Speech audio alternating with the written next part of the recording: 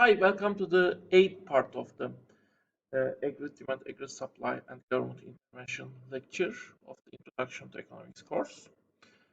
Um, well, this lecture series is prepared for the Middlesex University on the Cyprus campus. And in this part, basically, we will start looking to the demand shocks. So demand shocks are basically disturbances created in the demand level by factors other than government intervention. Um, and well, as we have already seen, there are positive demand shocks, negative demand shocks. Positive demand shocks basically means increase in demand, which means basically the uh, confidence, for example, for the economy might be too high, which might increase the investment levels to very high levels. As a result, at each price level, more of goods may be demanded, and multiplier effect actually maybe increase the effect even. So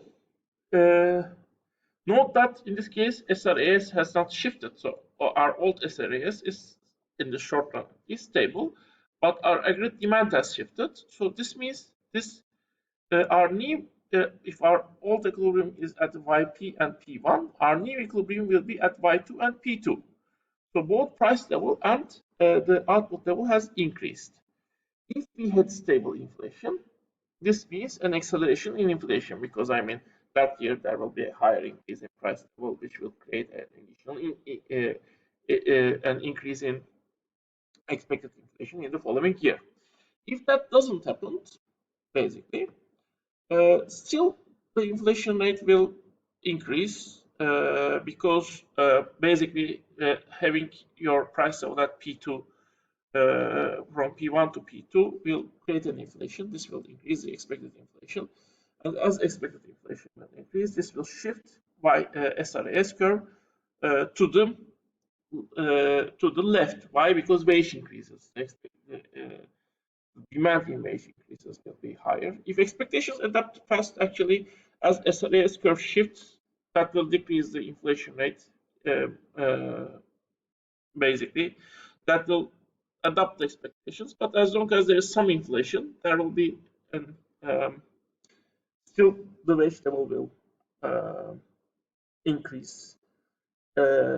As a result, the price level will continue to increase, and in the end, you will only get to a stable point when the basically the output level will not cause an extra increase in wage level, basically. As long as you are on this side, basically, the fact that your output level is above the potential output means that the demand for wages will be higher than the demand for wages just caused by the expected inflation rate. This will change the expectations and make your aggregate supply curve to shift to the left. But as this difference gets, I don't know. I mean, in this case, actual expectation is not that much taken into effect. But basically, in the end, what we have is we return to a point well where the stable inflation rate will be higher. In other words, basically having done this side will actually increase the overall well accelerate the inflation rate to a higher point, and then once you go to this point, actually that acceleration will stop.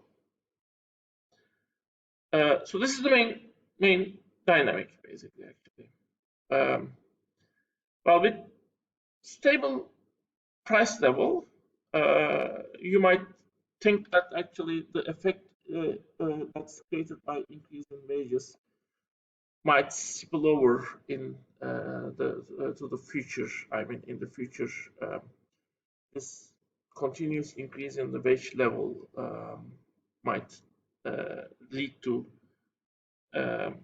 higher price increases by the companies. But basically, actually, this shift mechanism, this shift in the SRAS curve, as long as you combine it to the Phillips curve, is caused by change in expected inflation rate. So actually, once it gets to this point, actually, the actual mechanism will be, it won't stop here, and you will get a small recession at first if you want to return to the old price level, because basically expected inflation rate will lead to SRS curve to shift further left. But once it does that, then there will be a depression, but there will be also the decrease in the wage level, because I mean the workers are expected to net fall in their wage level. In the end, basically, the inflation will stop and then the price level will start to decrease. So SRS curve may overshoot your long run equilibrium point, but then it ultimately come back to your old long run, short run, long run equilibrium level.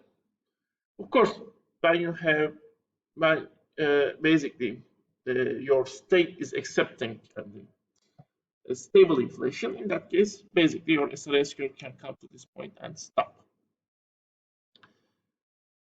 Anyway, this is the case.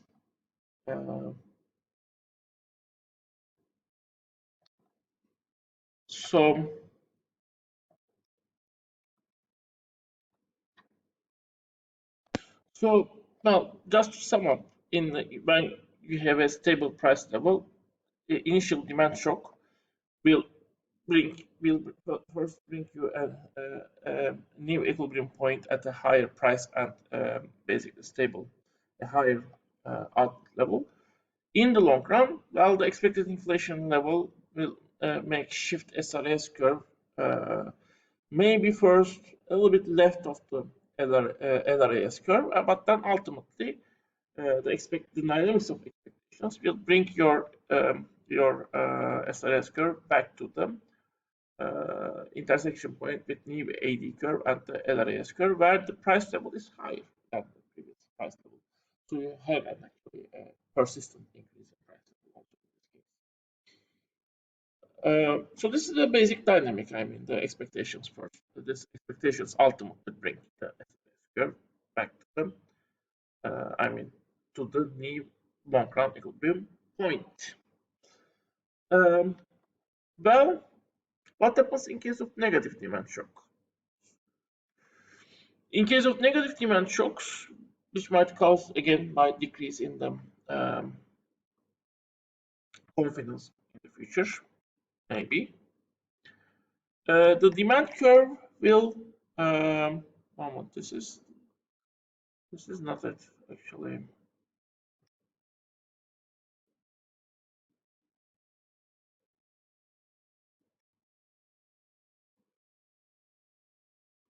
Okay, let me show you.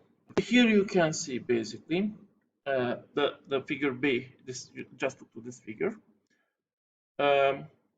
Basically, some external factor make the aggregate demand to shift to the left. So this is the long run SRAS curve. This is the old SRAS curve. So you will be initially at here E2, which will mean a lower GDP and let's say a lower price level. Again, this might mean a decrease in inflation, not lower price level, but a less inflation, which is still an increase in price level, but less increase. But if you want to stick with the stable prices, basically, if this is the case, in that case, the expected inflation will fall to negative values. You will basically have workers are accepting decreases in their wages even. And this means actually the SRS curve will shift to the right because labor costs are decreasing, wages decrease by a factor other than the decrease in unemployment rate. As a result, SRS curve will start to shift right. Maybe it will overshoot first the long-run equilibrium point, but in the end, it will return to the long-run equilibrium point, which is A3. Again, you will return to the long-run aggregate supply or basically the potential output level, but your price level will be smaller. If you have a stable inflation, this means your inflation rate will decrease. So for the stable price case, which is the case we need to, it's enough if you know that case, but just in order to develop your logic on how these models are built, I'm also giving you what happened in the other case. In case of supply shocks, you always return to the old point.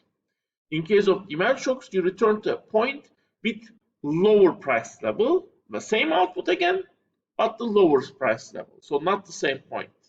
In all cases, you return to the same output level, but in case of the supply shocks, the same price level or inflation level if you have a stable inflation. In case of demand shocks, you return to the same output level, but in case of positive demand shocks, to a higher price level or inflation level in case of a stable inflation, or a lower price level or lower inflation in case of a stable inflation.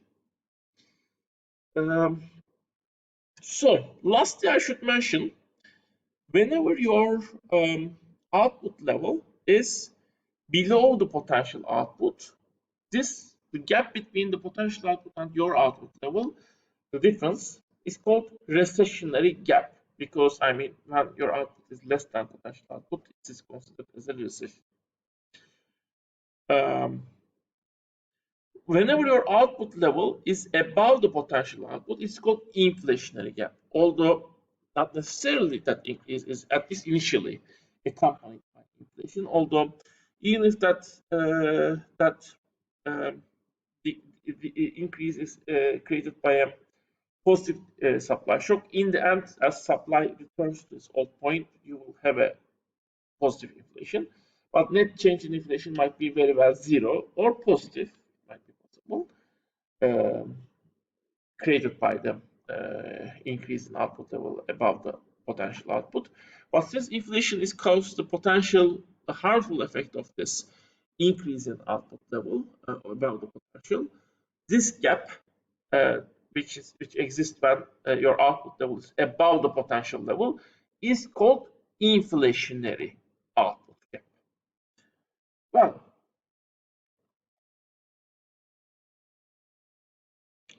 recessionary output gap, and well, for example, in this case, let me show you the other case actually I have in my hand. In this case, well, in this case, you have a recessionary gap, which is basically 5 minus 2.8, which is equal to $2.2 trillion, basically, for example.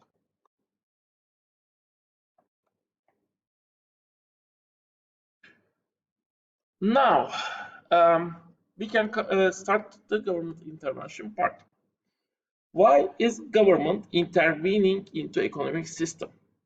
When we are talking about government intervention as the overall Keynesian remedies to stabilize the economic system, not create growth, which is, as we have told, part of development chapter. If you want to stabilize the economic system, we usually have two aims. We want to decrease the unemployment rate, so that more people get employed, more people get occupied, get income in return.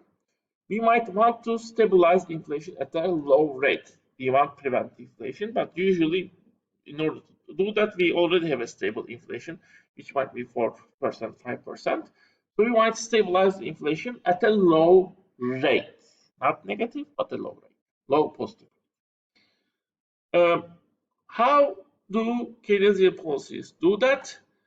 All available Keynesian policies, at least the major ones that are discussed in courses like this, are changing, modifying the aggregate demand. There is no tool that is affecting aggregate supply.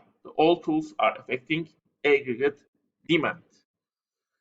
So now we will go to the effect of these policies and when those policies are applied.